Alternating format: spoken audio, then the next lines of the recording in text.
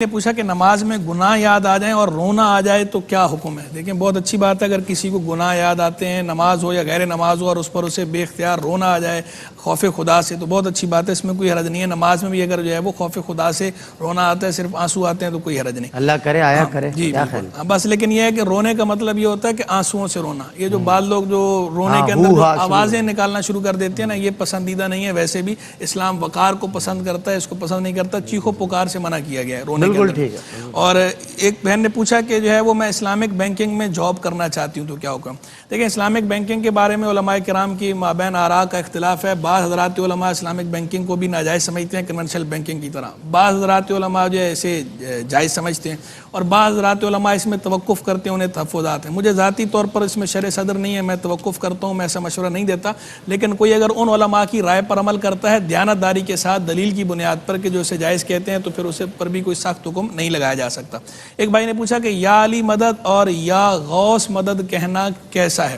دیکھیں ویسے تو پسندیدہ یہ ہے، افضل اولا تو یہ ہے کہ بندہ اللہ تبارک و تعالیٰ سے مدد مانگا کرے، یا اللہ مدد کہا کرے، کہ خود حضرت مولا علی کرم اللہ تعالیٰ وجل کریم بھی یا اللہ کہا کرتے تھے، خود حضرت غوث پاک شیخ عبدالقادر جیلانی رحمہ اللہ وہ بھی یا اللہ کہا کرتے تھے۔ تو اللہ تبارک و تعالیٰ سے مدد مانگنا یہ افضل اور اولا ہے۔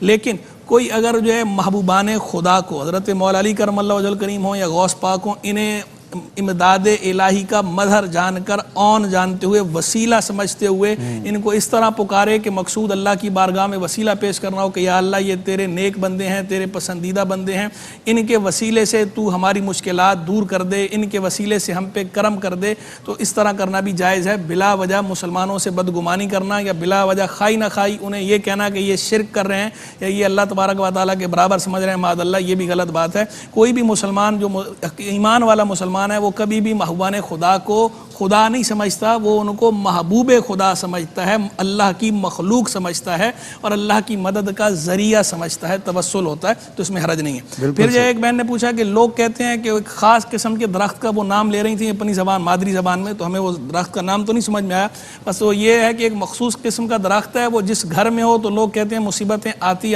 ہیں۔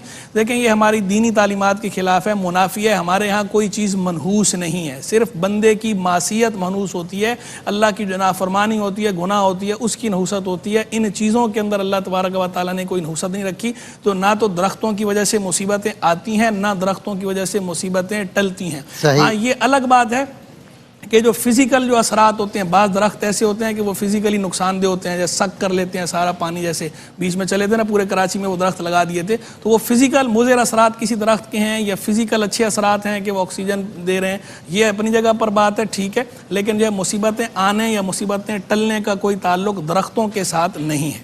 صحیح۔